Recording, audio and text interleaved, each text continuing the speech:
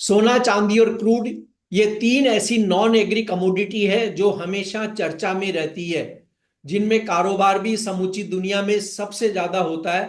इन तीन कमोडिटी में होने वाली उथल पुथल पूरे कमोडिटी बाजार को प्रभावित करती है।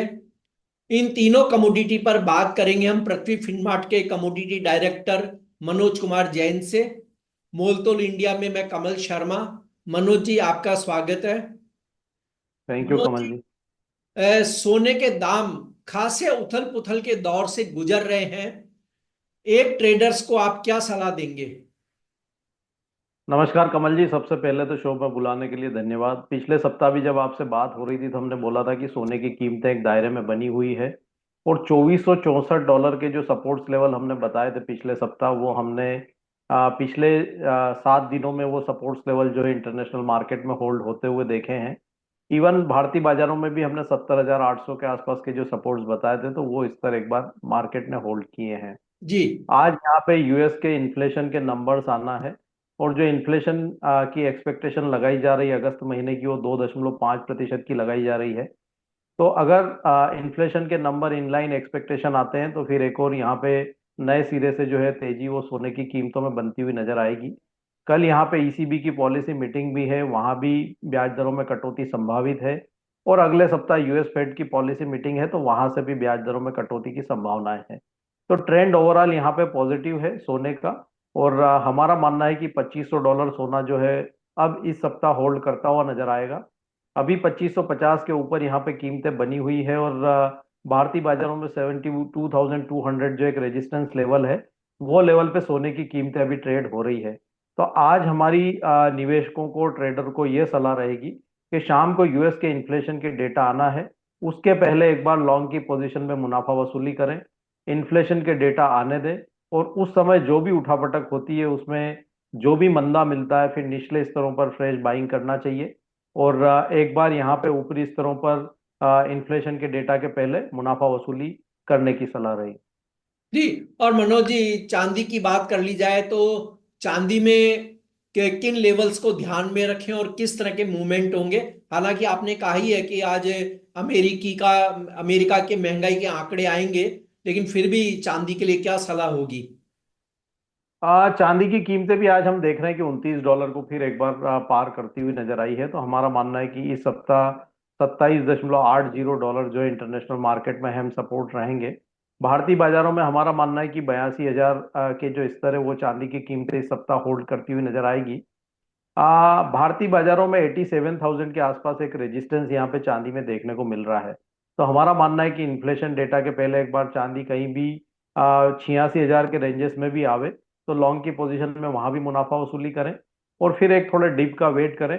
कहीं भी 83,000 से 83,600 के जो जोन है, वो एक अच्छे सपोर्ट जोन है। निचले स्तरों पर बाइंग की सलाह रहेगी। जब तक 82,000 के स्तर के ऊपर चांदी ट्रेड कर रही है, बाय ऑन डिप्स रखे। 87,000 के आसपास जो है यहाँ पे लक्ष्य लेकर के चलना चाहिए।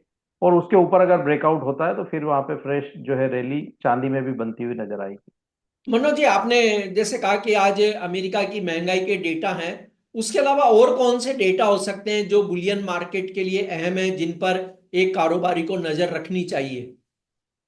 आज के लिए तो यूएस के इन्फ्लेशन के डेटा ही अहम रहेंगे। अगर हम कल की बात करें तो कल ईसीबी की पॉलिसी मीटिंग है, और कल जो है बेरोजगारी के आंकड़े आएंगे यूएस के, उन पे भी नजर रहेगी। और फिर उसके बाद यूएस पीपीआई के नंबर भी रहेंगे। तो कल और परसों में भी यहाँ पे काफी डेटा रहेंगे, लेकिन आज यहाँ पे जो यूएस के जो महंगाई के आंकड़े वो काफी अहम रहेंगे। जी। क्या इन डेटा से, जो महंगाई के डेटा, क्या उनसे ये तय होने में मदद मिलेगी कि अमेरिका में ब्याज दरें कम हो सकती है, या क्या संभावना रह सकती है उस पर? कमल जी, यहाँ पे 25 बेसिस पॉइंट की रेट कटौती तो तय है, जो यूएस फेड की अगली पॉलिसी मीटिंग है अगले हफ्ते में। और अगर महंगाई के डेटा जो 2.5% का अनुमान लगाया जा रहा है अगस्त महीने में, अगर वही आता है या अगर उससे थोड़ा कम आता है, तो फिर यहाँ पे 50 बेसिस पॉइंट के कट की भी संभावनाएं जो है वो बढ़ती हुई नजर आएगी। तो बिल्कुल यहाँ पे जो महंगाई के आंकड़े काफी कुछ जो है फेड की जो चाल है ब्याज दरों में कटौती की, उसको तय करते हुए नजर आएंगे। लेकिन 25 बेसिस पॉइंट तय है। अगर इन्फ्लेशन में बड़ी गिरावट देखने को मिलती है तो फिर 50 बेसिस पॉइंट भी यहाँ पे देखने को मिल सकता है। और मनोज जी, आज क्रूड की इन्वेंट्री भी आएगी, तो क्रूड ऑयल में ट्रेड करते समय किन लेवल्स को ध्यान में रखे ट्रेडर्स, क्या सलाह होगी आपकी? कच्चे तेल में कल हमने बड़ी गिरावट देखी थी। इंटरनेशनल मार्केट में कीमतें लगभग 5% गिर गई थी जब ओपेक की तरफ से ये रिपोर्ट आई थी कि वहां पे जो वर्ष 2024 में जो डिमांड है कच्चे तेल की इंटरनेशनल मार्केट में वो कम रह सकती है।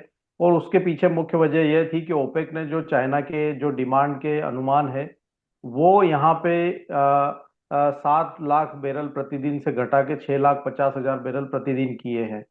तो ये बड़ी कटौती चाइना की तरफ से होने के चलते यहाँ पे वर्ष 2024 की जो डिमांड के आउटलुक वो लोअर जो है निचले स्तरों पर रिवाइज जो है ओपेक की तरफ से किए गए हैं। तो जी। उसी के चलते हमने देखा है कि मार्केट में बड़ा पैनिक बनते हुए नजर आया।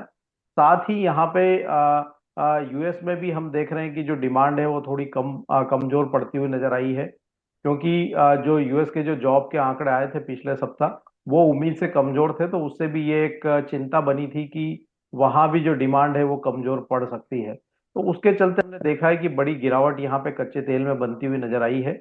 लेकिन टेक्निकली अगर मैं बात करूं तो $65 $64 इंटरनेशनल मार्केट में अब यह एक अहम सपोर्ट है। और काफी ओवरसोल्ड जोन में जो है ये कमोडिटी आ चुकी है। तो अगर कोई शॉर्ट की पोजीशन है तो एक बार यहाँ पे मुनाफा वसूली कर लेना चाहिए।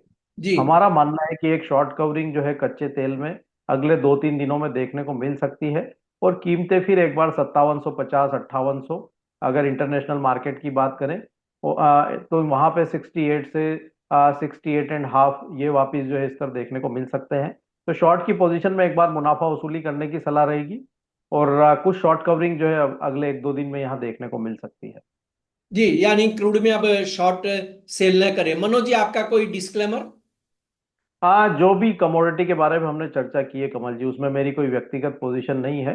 लेकिन समय समय पे हमारी रिकमेंडेशन होने के चलते हमारे क्लाइंट्स की पोजीशन हो सकती है। इस प्रोग्राम पर दर्शक अपने कमेंट्स जरूर दें, और कमोडिटी बाजार की ताजा खबरें और लाइव प्राइस के लिए मोलतोल इंडिया की ऐप पर लगातार बने रहें। शुक्रिया मनोज जी, आपका धन्यवाद। Thank you.